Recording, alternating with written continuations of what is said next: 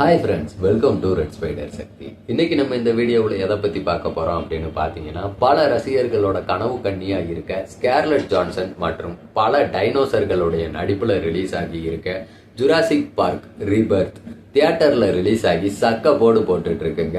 இந்த படம் எப்படி இருக்கு, இந்த படத்தோட முழு விமர்சனத்தை தான் இந்த வீடியோவில் பார்க்க போகிறோம். அதுக்கு முன்னாடி நீங்கள் இன்னும் நம்ம சேனலை சப்ஸ்கிரைப் பண்ணலை அப்படின்னா சப்ஸ்கிரைப் பண்ணிக்கோங்க. அப்படியே பக்கத்தில் இருக்க பெல் ஐக்கானையும் கிளிக் பண்ணிக்கோங்க. எத்தனை முறை பார்த்தாலும் சலிக்காத படங்களில் ஒன்று தான் ஜுராசிக் பார்க். ஸ்டீபன் ஸ்பீல்பர்க் இயக்குன அந்த படம் பார்த்தீங்கன்னா 1993 வருஷம் ரிலீஸ் ஆகி உலகம் ஃபுல்லாக வெற்றிகரமாக ஓடி சாதனையையும் படைச்சது. அதை தொடர்ந்து ஜுராசிக் பார்க் அடுத்ததாக 5 பாகங்கள் உருவாச்சு. இப்போ 7வது படமாக ஜுராசிக் வேர்ல்டு ரீபர்த் தமிழ்லையும் ரிலீஸ் ஆகி இருக்கு. இது பார்த்தீங்கன்னா ஒரு 3D படமும் கூட. நிலத்தில் வாழ்கிறது, நீரில் வாழ்கிறது, வானத்தில் பறக்கிறதுன்னு 3 விதமான டைனோசர்ஸ் இருக்கிற ஒரு தீவுக்குள்ள ஒரு டீம் போகிறாங்க. இந்த 3 வகை டைனோசர் கிட்ட இருந்தும் ரத்தத்தை சேகரித்து அதை வச்சு இதய நோய்க்கு மருந்து உருவாக்குற ஒரு சர்வதேச மருந்து நிறுவனத்துக்காக தான் இவங்க வேலை செஞ்சிட்டு இருக்காங்க. வெற்றிகரமாக 3 ரத்த மாதிரிகளை இவங்க சேகரிச்சாங்களா? அங்கே டைனோசர்ஸ் பிடியில் சிக்கி எத்தனை பேர் ரத்தம் கக்கி செத்தாங்க அப்படிங்கிறது தான் இந்த பாகத்தோட திரைக்கதை. Iron Man, Captain America, Avengers, Black Widow போன்ற படங்களில் நடித்து புகழ்பெற்ற ஸ்கார்லெட் ஜான்சன் தான் இந்த படத்தோட ஹீரோயின். இன்னும் சொல்ல போனோம் அப்படின்னு பார்த்தீங்கன்னா, இது ஹீரோயினுக்கு முக்கியத்துவம் உள்ள ஆக்ஷன் படம். அவங்க தலைமையில் தான் படகுல ஈக்குவேடார் பக்கத்தில் இருக்க அந்த தீவுக்கு ஒரு டாக்டர், வில்லத்தனமான மருந்து கம்பெனி நிர்வாகி, பாதுகாப்பு குழுன்ட்டு அந்த டீம் போகிறாங்க. இவங்க கூட டைனோசர்ஸ் தாக்குனதால படகை இழந்த 4 பேர் குடும்பமும் இவங்க கூட அந்த தீவில் தத்தளிக்கிறாங்க. இவங்க டைனோசர்ஸ் பிடியில் இருந்து எப்படி தப்பிக்கிறாங்கன்றது தான் மீதி கதை. இயக்குனர் கரேத் எட்வர்ட்ஸ் படம் முழுக்க விஷுவல் ட்ரீட் கொடுத்துருக்காருன்னே சொல்லலாம்.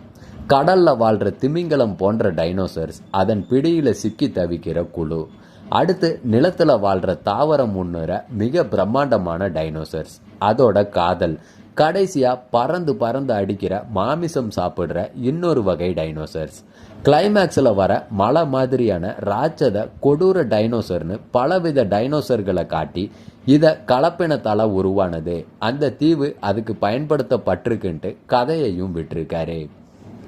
இந்த டைனோசர்கள் கிட்ட இருந்து ரத்த மாதிரி சேகரிக்கிற காட்சிகள், அதுகிட்ட இருந்து தப்பிச்சு ஓடுற காட்சிகள்லாம் படத்துக்கு மிகப்பெரிய ப்ளஸ்.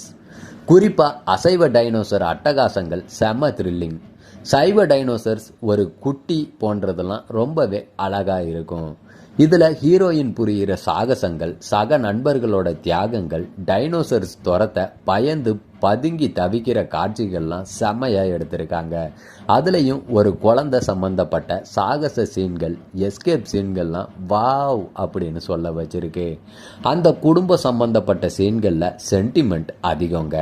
நதி, மலை, கடல், காடு சீன்கள்லாம் அதில் டைனோசர்கள் கூட போராடுற டீமோட உணர்வுகள்ன்ட்டு படம் முழுக்க வியப்பும் த்ரில்லரும் சேர்ந்தே இருக்கு. ஜான் மெத்தல்சனோட ஒளிப்பதிவு, ஜான் வில்லியமோட இசை படத்தை விறுவிறுப்பாக கொண்டு போகுது. கிளைமேக்ஸில் ஒரு பாலடைஞ்ச லேபில் சிக்கிக்கிட்டு இந்த டீம் படுற பாடும், அவங்கள துரத்துற டைனோசர்ஸ் கோபமும் ஹாலிவுட் படங்களில் மட்டுமே சாத்தியம். குழந்தைகள், பெரியவர்கள்னு எல்லாருமே இந்த பாகத்தை ரசிக்கலாம். 3D காட்சிகளில் பெரிய சிறப்புன்ட்டு எதுவுமே சொல்ல முடியாது. கதையில் பெரிய திருப்பங்கள் கிடையாது. கிளைமேக்ஸ் பழைய பாகங்களை நினைவுபடுத்துது அப்படின்னாலும் படத்தோட காட்சி அமைப்பு, திரைக்கதை, பிரம்மாண்டம், கிராபிக்ஸ், ஒளிப்பதிவு, அந்த உலகம் தர்ற ஆச்சரியம், அது தர்ற உணர்வு, இது எல்லாமே டைனோசர்ஸ் அளவுக்கு பெருசாகவே கொடுத்துருக்காங்க. ஜுராசிக் வேர்ல்டு ரீபர்த் ஒரு சூப்பரான அனுபவம், அட்டகாசமாகவே இருக்குது.